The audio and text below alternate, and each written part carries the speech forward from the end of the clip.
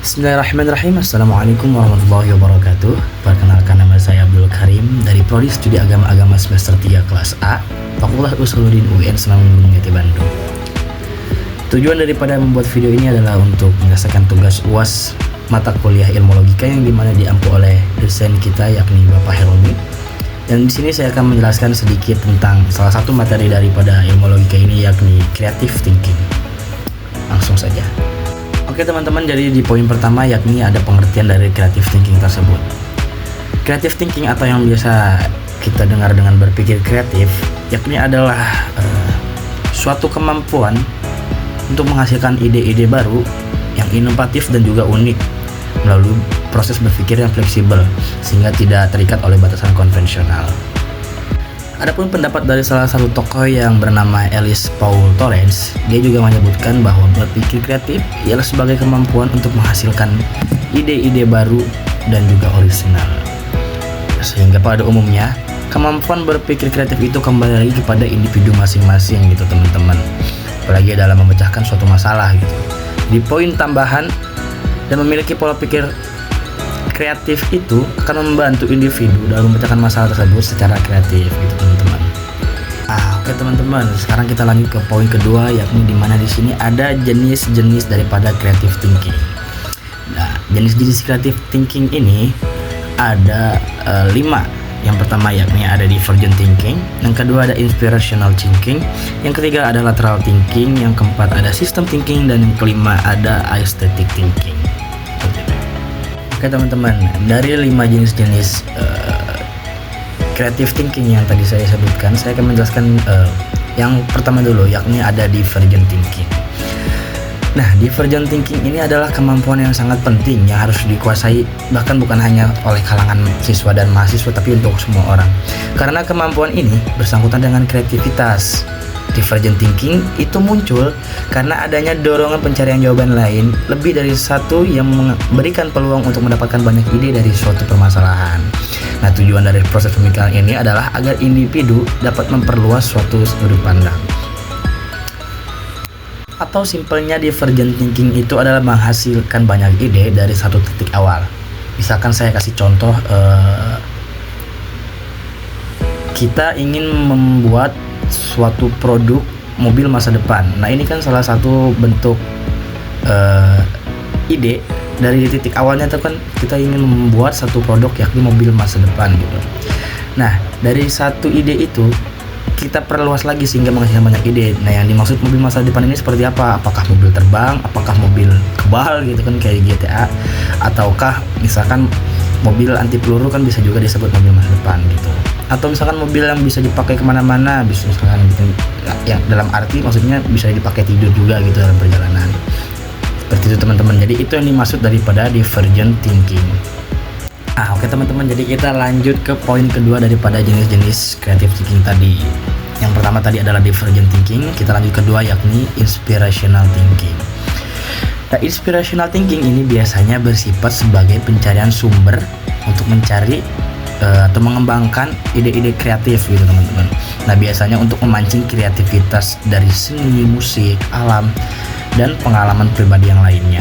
Nah, salah satu contohnya seperti ini, kita misalkan mengembangkan produk yang menginspirasi dan memotivasi. Contohnya seperti aplikasi mediasi untuk membantu mengurangi stres. Nah, aplikasi untuk membantu mengurangi stres ini seperti apa? Contohnya kan waktu itu pernah tuh viral kayak spinner yang diputar gitu. Nah, itu adalah salah satu bentuk kreativitas gitu daripada inspirational thinking yang dihasilkan atau disebabkan oleh pengalaman pribadi gitu sehingga menciptakan produk tersebut. Nah, oke teman-teman, setelah poin ke-1 dan kedua dari jenis-jenis creative thinking yang tadi sudah saya jelaskan yakni divergent thinking dan juga inspirational thinking. Sekarang saya akan menjelaskan poin ketiga dari jenis-jenis creative thinking yakni adalah lateral thinking.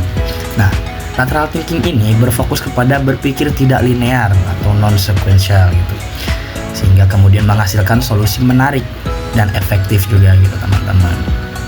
Atau mungkin bisa kita sering disebut out of the box gitu, berpikir out of the box, sehingga dalam proses biasanya melibatkan mempertanyakan asumsi-asumsi yang mendasari masalah, membalik logika dan memakai sudut pandang yang berlawanan.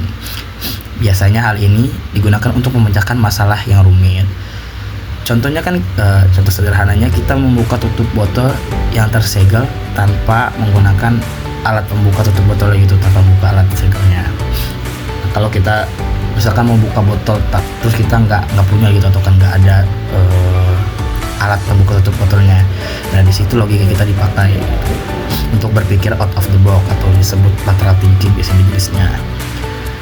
Contohnya seperti apa kalau misalnya kita nggak ada pembuka tutup botol kayak tadi gitu, pembuka segelnya. Bisa saja dengan kita misalkan kita punya kunci motor nih, atau kunci apapun lah itu, kita bisa pakai itu buat congkel tutup botolnya itu. Nah, atau bisa juga dengan dipanaskan si segelnya itu sampai meleleh gitu. Nah, itu bisa juga teman-teman. Nah, selanjutnya di sini poin keempat dari jenis-jenis creative thinking yakni adalah system thinking. Yang dimana system thinking ini merupakan pendekatan holistik yang memandang masalah secara menyeluruh. Definisi lainnya adalah ilmu yang mempelajari kompleksitas dinamik atau suatu proses untuk memahami bagaimana suatu individu dapat mempengaruhi individu yang lain. Contohnya seperti apa? Contohnya seperti pengelola keuangan. Kita mengelola pemasukan dan juga pengeluaran kita, yang pastinya ini juga akan mempengaruhi individu yang lain gitu. Ketika kita tidak dapat mengelola keuangan kita dengan baik itu, contohnya seperti pemasukan dan pengeluaran kita dengan baik, itu pastinya bukan hanya mempengaruhi pada kita doang gitu, kita sendiri, tapi pada individu yang lain juga, teman-teman, seperti itu. Nah, oke teman-teman, pada poin terakhir dari jenis-jenis creative thinking atau berpikir kreatif yakni ada aesthetic thinking pada poin kelima ini.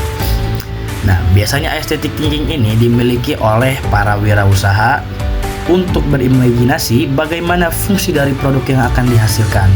Nah, aesthetic thinking ini sangat berperan besar gitu dalam mengembangkan suatu produk. Sehingga pemikiran ini melibatkan keindahan dan estetika yang menghasilkan solusi yang memperhatikan visual dan juga artistik gitu. Salah satu contohnya seperti desain grafis, menciptakan logo, poster, atau brosur yang cukup menarik dan efektif gitu, ya, sehingga menarik konsumen-konsumen yang lain tertarik. Setelah tadi saya jelaskan jenis-jenis daripada creative thinking atau berpikir kreatif, yang dimana tadi ada 5 poin. Yang pertama divergent thinking, yang kedua inspirational thinking, yang ketiga lateral thinking, yang keempat itu system thinking, dan yang kelima terakhir tadi ada aesthetic thinking. Nah, selanjutnya saya akan menjelaskan atau memberikan sedikit tips gitu, cara untuk meningkatkan creative thinking. Nah, yang pertama yakni ada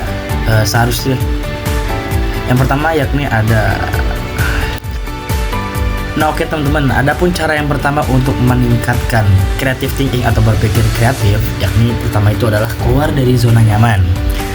Nah, kita itu harus berani keluar dari zona nyaman kita gitu, karena zona nyaman ini akan membuat kita terbuai dengan segala sesuatu yang ada di dalamnya gitu, sehingga kita enggan untuk menciptakan suatu produk yang sifatnya itu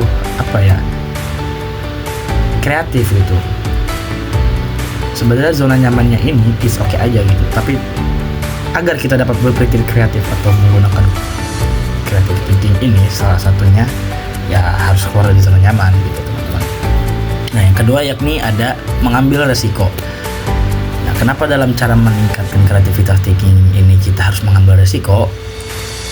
Karena untuk menciptakan suatu produk atau menghasilkan suatu ide yang sifatnya kreatif, kita ini harus berani mengambil resiko. Contohnya seperti tadi dalam jenis-jenis creative thinking ada yang disebut lateral thinking, yakni berpikir tidak linear atau non sekuensial, sehingga kita menggunakan logika kita secara terbalik gitu, dan menciptakan solusi-solusi yang unik dan juga efektif. Artinya kan di situ kita belum tahu resiko-resiko yang akan kita hadapi ke depannya dalam ketika kita menciptakan solusi tersebut. Dalam arti kan kita itu harus berani mengambil resiko, seperti itu, teman-teman. Nah, yang ketiga ada pola hidup sehat. Nah, kenapa harus ada pola hidup sehat? Karena makanan atau minuman yang kita cerna itu juga dapat mempengaruhi pikiran dan pola pikir kita gitu, teman-teman. Selanjutnya yakni ada membaca dan meneliti pada poin keempat. Kenapa di sini ditulisnya membaca dan meneliti, bukan membaca saja? Ketika kita hanya membaca saja tanpa meneliti, kita tidak akan menemukan yang dimana titik untuk menciptakan suatu produk atau ide yang bisa disebut kreativitas tersebut gitu, teman-teman. Nah, yang kelima adalah reversal atau berpikir terbalik. Jadi ibarat kata mah ya hampir sama tipis lah dengan berpikir lateral atau out of the box tadi gitu. Oke, setelah tadi saya jelaskan tips and tricks daripada cara untuk meningkatkan kreativitas berpikir atau creative thinking, sekarang kita tiba di penghujung pembahasan yakni kesimpulan.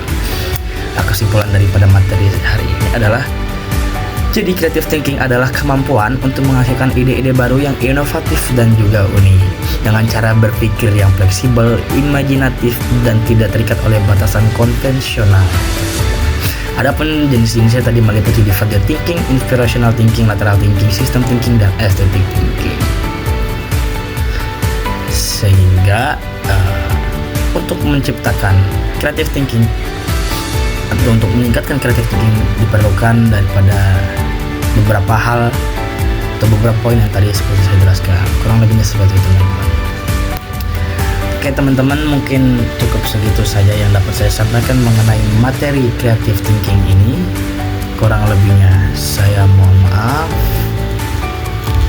bila ada salah kata atau salah penulangan. Boleh komen di bawah ini ya, teman-teman, di komentar. Terima kasih. Wassalamualaikum warahmatullahi wabarakatuh.